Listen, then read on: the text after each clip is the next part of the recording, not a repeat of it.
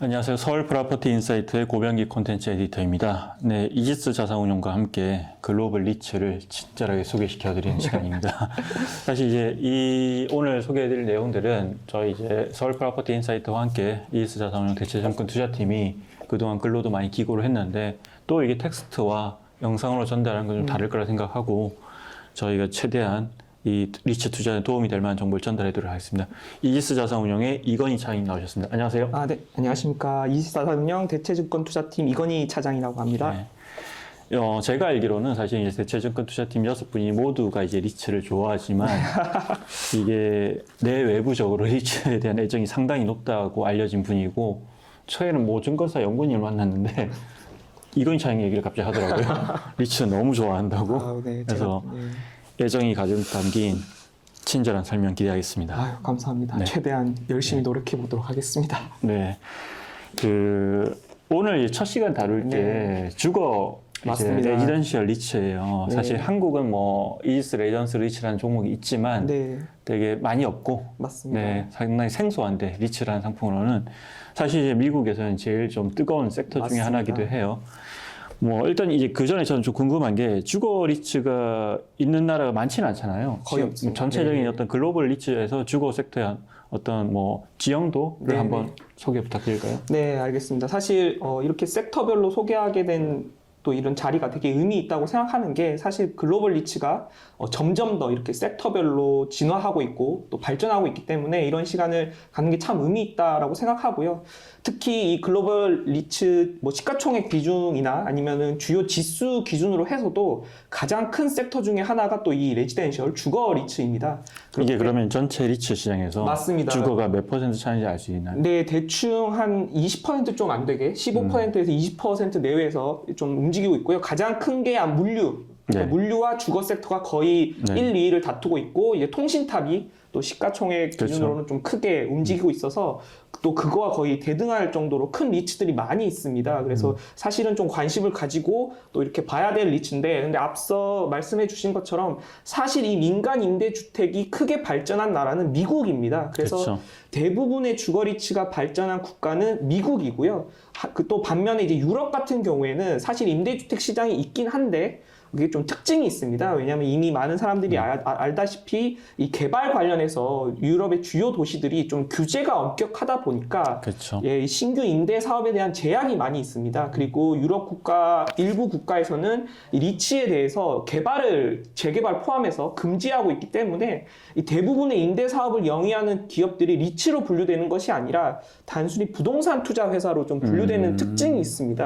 그렇다 보니까 이 주거 리츠가 발전하는 국가는 조금 미국 쪽으로 좀 치우쳐져 있고요. 북미 쪽으로. 또 아시아 국가는 또 뭐 한국 시장도 그렇지만 사실 이 분양 시장이 좀 더 뜨겁다 보니까 이런 임대주택보다는 분양 쪽으로, 신규주택 분양 쪽으로 발전되어 있고 또 특정 싱가포르나 뭐 홍콩 같은 특정 국가들은 또 임대주택 위주로 그러니까 공공주택 위주로 발전하다 보니까 또 이러한 민간 임대주택이 좀 성장하지 못한 측면이 있습니다. 그래서 이 글로벌 리츠에서 이 레지덴셜 섹터를 보기 위해서는 사실 미국 시장이 좀 가장 주요하다라고 이해하시면 될 것 같습니다. 그렇죠. 저도 이제 가보면 싱가포르는 임대주택 리츠가 없잖아요. 맞습니다. 예, 없습니다. 호주도 예전에 출장 갔을 때는 거의 없었던 것 같고 아시아에는 사실 일본이 유일하게 좀 있는 나라인데 또 미국과 비교하면 상당히 적고요. 알겠습니다. 이제 그러면 오늘 얘기도 결국 이제 미국의 임대주택 리츠를 중심으로 얘기할 수밖에 없는 거고 맞죠? 맞습니다. 이게 임대주택이 사실은 또 종류도 다양해요. 맞습니다. 그래서 뭐 멀티 패밀리, 싱글 패밀리 또 뭐 스튜던트 하우징도 약간 그런 타입인 거고. 맞습니다. 종류별로 어떤 리츠가 있죠? 사실 이제 리츠 기준으로 이 임대주택 시장을 분류해 보면 이제 멀티 패밀리가 있고요. 그다음에 싱글 패밀리가 있고 그다음에 매니팩처드 홈이라는 또 분야가 있고 이제 마지막으로 기숙사가 있습니다. 사실 이거를 한국말로 번역하기에는 조금 이제 좀 어려운 측면이 있지만 그래도 최대한 이제 풀어서 설명드리면 가장 먼저 이 싱글 패밀리라는 거는 그냥 단독주택이다라고 생각하시면 되고요. 이 건물 자체가 하나의 별도의 건물로 지어져 있어서 그 안에 이제 단독 세대가 있는 걸 그냥 싱글 패밀리다라고 이해하시면 됩니다. 반대로 이 멀티 패밀리라는 거는 그러니까 간단하게 아파트라고 생각하시면 되지만 사실 이 소형 빌라도 멀티 패밀리로 분류가 됩니다. 그 얘기는 하나의 건물 안에 여러 개의 세대가 있으면 그냥 멀티 패밀리다라고 이해하시면 돼서 이 멀티 패밀리 내에서도 초고층 아파트가 있는 반면에 가든형 뭐 네. 5개 그냥 다여섯 세대가 있는 그런 아파트도 있고요. 또 중층 아파트도 있고 이렇게 계속 되게 다양한 형태의 멀티 패밀리가 있다라고 이해하시면 될 것 같습니다. 그렇게 이제 사실 가장 큰 섹터가 이 멀티 패밀리, 그 다음에 이제 싱글 패밀리, 그 다음에 이제 또 생소한 이 매뉴팩처드 홈이라는 네네. 한국식으로 이제 한국어로 풀었으면 이제 조립식 주택이라고 많이 표현을 하는데 네. 그 이유는 이 섹터의 비즈니스는 이 부지 동네를 하나 조성한 다음에 이 땅을 임대해주는 네. 형식이고요. 그 위에 이제 거기에 살 사람이 소위 이 조립주택, 그러니까 원래 단독주택이라 하면 터를 다지고 기둥을 올려서 집을 짓지만 이러한 집 형태는 공장에서 이미 만들어져서 이 실려와서 설치하는 식의 집을 이제 세우는 거고요. 그렇죠. 이러한 형태의 집의 특징이라고 한다면 일단 이 동네가 굉장히 자연경관이 좋은 곳에 위치하고 있습니다. 해안가 뭐 이런 데인가요? 해안가나 호숫가, 그다음에 또 레저하기에 좋은 곳. 그렇다 보니까 이제 은퇴자들의 수요가 높고요.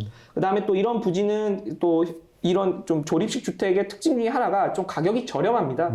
그래서 이제 최근처럼 집값이 많이 오르는 시기에 조금 더 인기를 받는 그런 어퍼러블 하우징의 또 섹터 중에 하나로 분류돼서 최근에 또 인기를 많이 끌고 있습니다.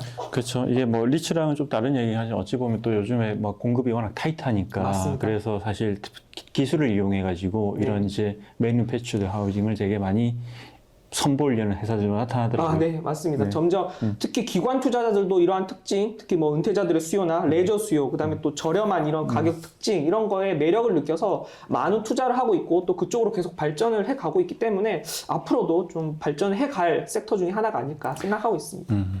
이게 전체 시장에서 보면 어쨌든 그 전체 미국 주거 시장에서는 네. 싱글 패밀리가 제일 크죠.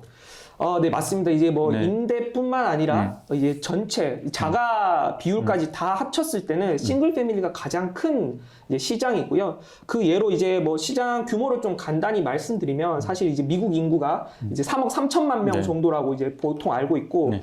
그 안에 가구 수 기준으로 보면 약 한 1억 2,400만 가구 정도가 있습니다.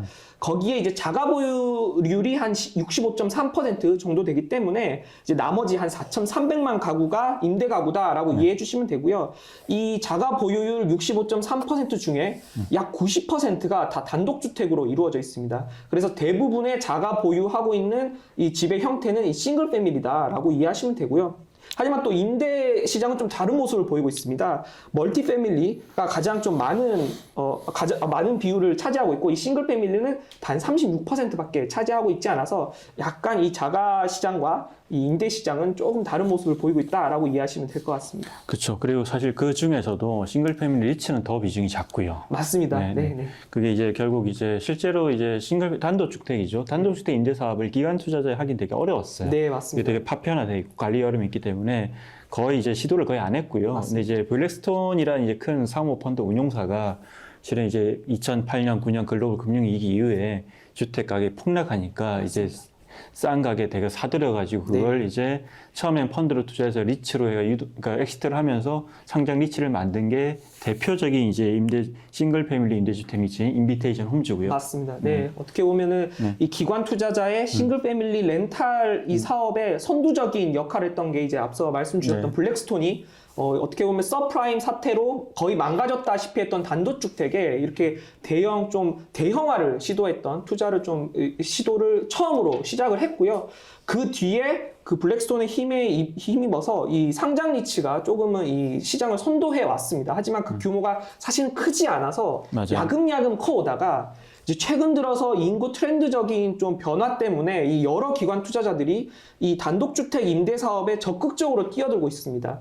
그래서 지금 현재는 전체 단독주택 시장 규모의 약 2% 정도를 이제 기관 투자자가 좀 차지하고 있는 걸로 보고 있고요. 그 중에서 이제 산장 리츠가 한 1% 정도로 이제 전체 기관 투자자들 비율의 한 50% 정도를 이제 상장 리츠가 좀 주도해 가면서 이렇게 싱글 패밀리 렌탈 비즈니스를 해가고 있다라고 이해하시면 될 것 같습니다. 그렇죠. 사실 한 2, 3년간 엄청나게 급격하게 싱글 패밀리 리츠가 증가를 했어요. 네. 이제 아까 말씀드린 인비테이션 홈즈는 사실 상장한 후에 또 스타우드라는 그 싱글 패밀리 리츠랑 또 합병도 해서 규모를 키웠거든요. 맞습니다.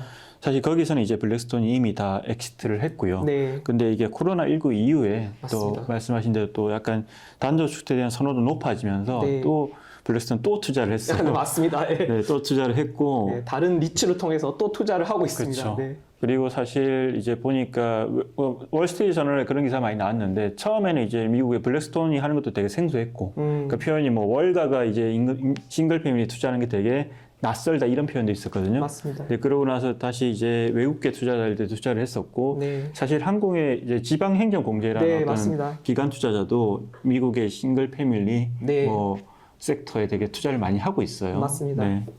그렇죠. 그래서 앞으로 이 부분은 좀 지켜보면 좋을 것 같고요. 네, 실제로 이러한 추세 때문에 최근에 이 단독주택 건설 업체들 또한 이렇게 기관 투자자들을 위한 맞춤형 개발을 또 많이 하고 있습니다. 맞아요. 그래서 예전에는 단순히 하나의 부지를 뭐 200채, 300채를 다 건설하고 나면 이제 일일이 개인들에게 다 분양을 했던 반면에 요즘은 2, 300채 되는 이 커뮤니티를 한 번에 이 기관 투자자들에게 다 줘서 이 렌탈 비즈니스를 할 수 있게끔 하고 있습니다. 그래서 이렇게 좀 업계에 이런 좀 모습이 좀 많이 변화하고 있다라고 이해하시면 될 것 같습니다. 그렇죠. 어찌 보면 그런 디벨로퍼 입장에서는 물량도 크고 네. 반복 거래 가능성이 있으니까 기관한테 매각 선호할 수도 있고요. 맞습니다. 그리고 사실 이제 말씀하신 이제 인기가 높다 보니까 이제 파이프라인 확보하는 게 되게 중요해졌잖아요. 네, 그래서 맞습니다. 그런 것도 있고 사실 그러다 보니까 사실 부작용도 있어요. 이를테면 이제 아이바잉이랑 이 프롭테크 있잖아요. 네, 네. 이걸 활용해서 많이 사는 바람에 네. 사실 또 한편에 비판의 목소리도 나오고 있긴 해요. 맞습니다. 이제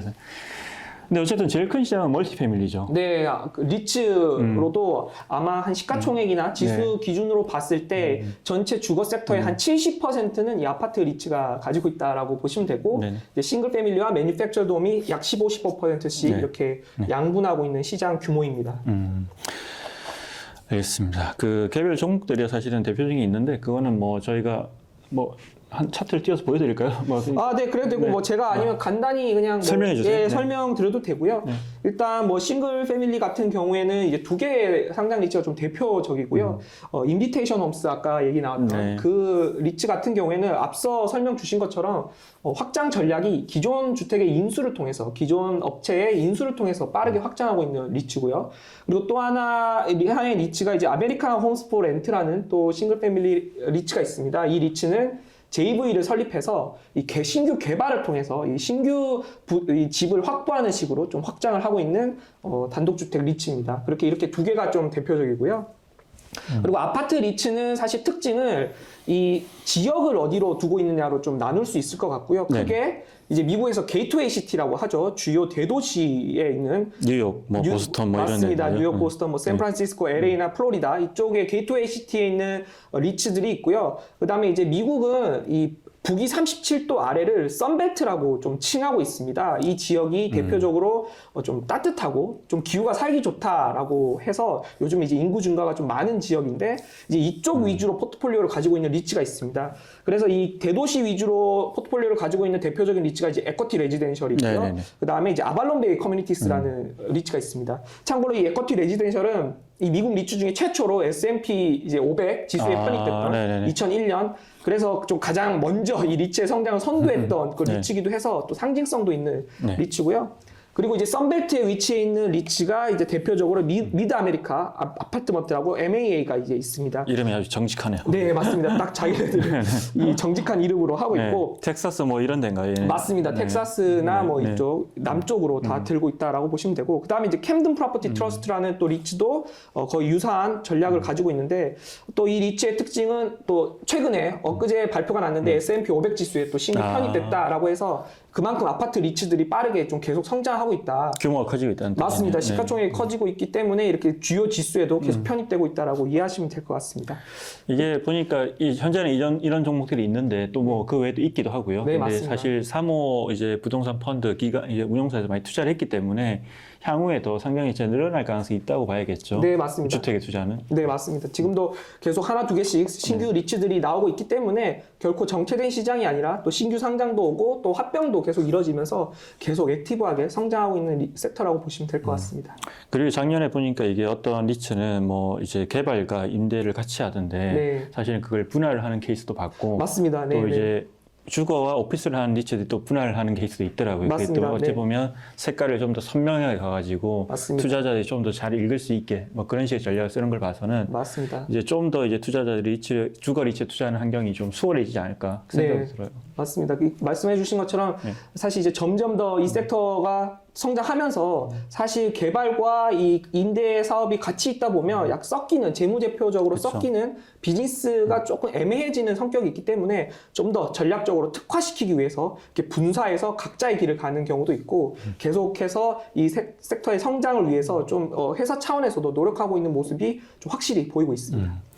사실 싱글 패밀리랑 이제 멀티 패밀리는 저도 이제 많이 기사 다뤄서 익숙한데 네. 이 조립식 주택 리츠 있잖아요. 이건 저도 약간 낯설긴 하거든요. 네. 어떤 건가요? 좀 더 이 설명드리면 이제 가장 크게 하고 있는 비즈니스가 이 매뉴팩처드 홈이라고 앞서 말씀드린 것처럼 부지를 임대해주는 식으로 네. 임대 사업을 하고 있는 리츠가 있고요. 그래서 이 리츠가 하는 또 사업은 좋은 부지를 이제 매입을 해서 그거를 좋은 동네로 만드는 겁니다. 인프라도 구축하고 네. 살기 좋은 동네로 해서 이제 은퇴자들, 이제 주요 수요층이 참고로 멀티 패밀리는 한 20대 중후반에서 30대 초반까지고요. 네. 그리고 이 싱글 패밀리는 30대 후반에서 40대 이제 초중반 사이가 주요 연령층입니다. 반면에 이 매뉴팩처드 홈은 55세 이상 고령층이 주요 타겟 수요층이고요. 그렇기 때문에 은퇴자들이 이렇게 좀 좋은 자연 경관으로 많이 오고 있다라고 이해하시면 되고, 이거와 더불어서 이렇게 집 형태가 아니라 흔히 이제 저희가 아는 캠핑용 차량, 네. 캠핑용 차량에 대한 부지도 이제 임대를 해주고 있어서 이게 뭐 단순히 뭐 며칠 머물다 갈 수 있는 부지 임대뿐만 아니라 장기로 또 임대할 수 있는 그런 사업도 하고 있기 때문에 또 이 비즈니스는 단순히 거주 목적이 아니라 좀 레저 목적으로도 좀 성격이 확장되고 있다라고 이해하시면 되고요. 네. 그리고 최근 1년간 보이고 있는 특징 중에 하나가 가장 대표적인 리츠가 이 선 커뮤니티스라는 리츠인데, 이 리츠가 매입하고 있는 자산이 마리나, 그러니까 한국에는 좀 생소할 수 있지만 네. 이 요트를 정박시키는 이 정박장을 또 임대해주는 그런 사업을 하고 있습니다. 이거는 약간 뭐 은퇴자들 뭐 이런 수요인가요? 어떤 수요? 이거는 레저 레저 수요. 예, 네. 이제 요트를 통해서 좀 레저 활동을 많이 하는, 또 여가 생활을 많이 즐기시는 분들에게 이 정박 서비스 플러스 뭐 여러 가지 기름 뭐 보충이나 아니면 이 보트나 요트에 대한 또 이런 뭐 청소 뭐 이런 기타 서비스를 해주는 식으로 이제 수익을 창출하는데, 그렇기 때문에 점점 더 좀 레저 활동 위주의 이런 비즈니스로 확장하고 있는 또 섹터가 이쪽 섹터다라고 이해하시면 될 것 같습니다. 이게 사실은 한국은 이제 리츠 투자, 부동산 투자회사법이 되게 좀 복잡하기 때문에 네. 이제 새로운 섹터가 생기기 되게 힘든데, 맞습니다. 미국은 사실 되게 심플하거든요. 네. 이제 우리 지금 국세청인가요? 거기 이제 90평에서 배당만 맞습니다. 하면 그것만 지켜야 되기 때문에 이렇게 정말 창의적인 리츠가 많이 나오네요. 네, 비즈니스 영역이 점점 네. 좀 다문화되고 네네. 좀 특화된다라고 보시면 될 것 같습니다. 차장님 역할이 더 중요해질 것 같은데요. 네, 사실 뭐 좀 더 복잡해지고 있습니다. 이게 네네, 단순히 네. 부동산 가치뿐만 아니라 네네. 이런 비즈니스에 대한 또 이해도와 네. 또 이 사업의 또 전망, 그다음에 수익성도 또 봐야 되기 때문에 미국 리츠 같은 경우에는 그렇게 쉬운 또 이 접근법은 이제는 점점 좀 어렵지 않나 싶습니다. 근데 한편 또 이 리츠를 보면, 리츠에 투자를 하면 변화를 보면 그 사회, 그 나라의 변화상을 볼 수 있기 때문에 되게 맞습니다. 또 재밌는 부분도 있는 것 같아요. 맞습니다. 네.